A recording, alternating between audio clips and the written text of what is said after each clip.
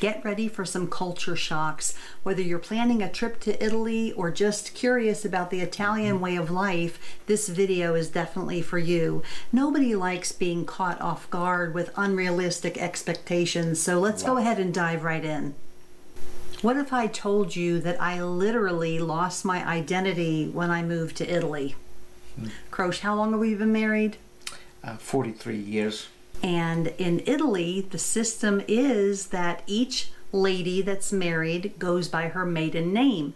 So on my two passports, of course, my U.S. passport that we just renewed has my full name. I took your last name, 𝗪𝗲𝗹𝗰, when we got married. My Italian passport, my Italian identity does not recognize my marriage. It is my maiden name. My codice fiscale is in my maiden name. My identification card is in my maiden name. My national health card is in my maiden name. Even my voter registration paper is in my maiden name, and it took so much to get used to that. I remember signing Carol Amato for so many things and having to scratch it out or redo the paper at the offices. I would be in queue and they would call my maiden name and I wouldn't even hear it. It was so different and foreign to me. But I know on Facebook, all of my relatives, my sisters-in-law and my nieces, they all have their maiden names and none of them have taken their husband's last name. So it's just a cultural difference. You have to get used to it, but boy, it took me a while to get used to that. Yes. Communication fatigue. In the US, we live our lives much more closed off and private than we ever did in Sicily, right? Yes, absolutely. Yeah, we really do. Now, I love people. I'm not an introvert. I'm really very friendly. I can go to a grocery store here in Texas and make a friend in the line. It's not hard for me to talk to people. However, it is a huge adjustment for me, at least. I know you grew up this way, so this is basically my culture shocks.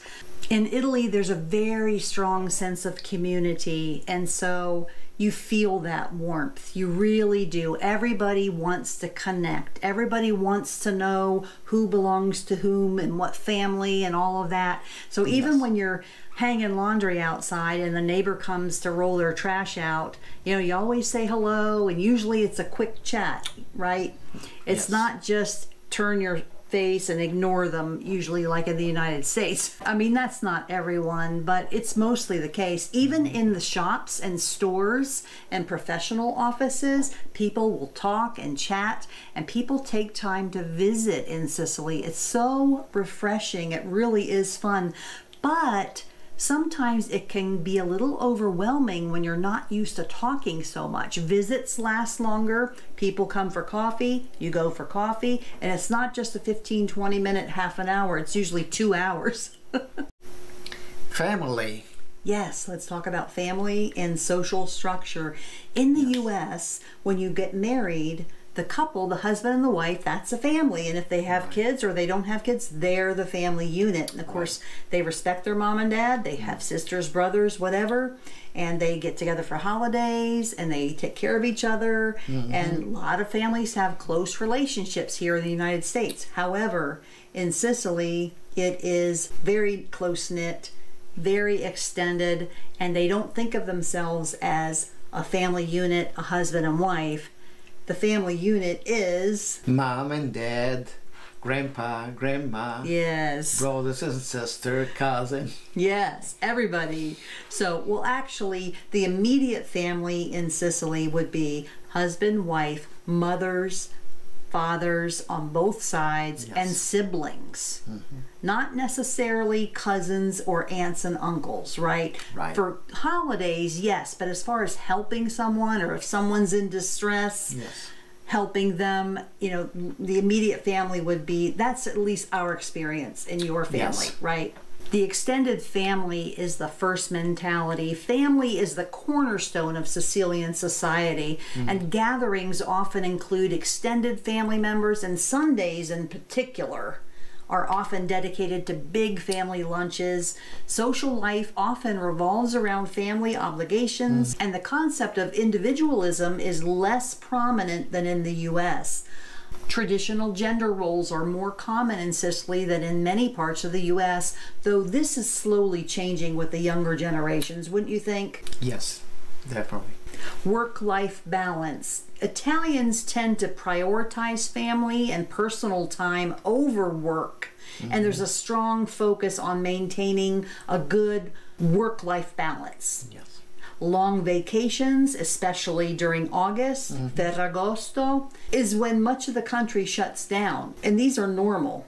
Right. This took me a long time to get used to. This is very foreign to me. Now, I'm the baby of 7 kids, so I come from a big family, and I thought our family was close. My aunts and uncles and cousins, we took vacations together, but this inner circle of the Sicilian family is extremely close-knit, and they feel an obligation and a loyalty to one another. It's something that I love and cherish, and I think it's wonderful. Let's talk about the environmental differences. Sometimes it's noisy. Yes, it can be. Yes. It really can be. There are a lot of things that contribute to that, and it took me a while to get used to. Where we lived in Carini, there were dogs outside. They don't keep them inside. Most people, now there are smaller dogs, like little lap dogs that they go around in the mall in their cart, and they're little babies, but they keep those indoors. But a lot of people have big dogs that they keep outside, and boy, they bark. Oh, yes. And roosters crow. So depending on where you live, if you're in the city, of course, that may not happen, but if you're anywhere in a rural or neighborhood, that probably will happen. Then there are festivals and holidays and occasions, weddings, and all kind of fun things where people will light off firecrackers and Yes. fireworks and all kind of fun celebrations, which can get pretty loud, and that happens quite often. And then daily there are cars going up and down, vans going up and down the byways and highways and streets and alleyways, selling things, fruit for sale or fish for sale, or even the bakery van delivers and honks the horn at the Yes, neighbor's they house. do. She orders her bread, and the bakery actually home delivers the bread, which is wonderful. But there's a lot of different noises that you just have to get accustomed to. Now, a lot of people don't have air conditioning. Now, we won't live in a place without it because we're spoiled. But if you keep your windows open on those days that are hot, it's going to be worse. With the windows closed, it's fine. But if you live in a city or in a town or even in a rural area, it can be a lot louder than the United States.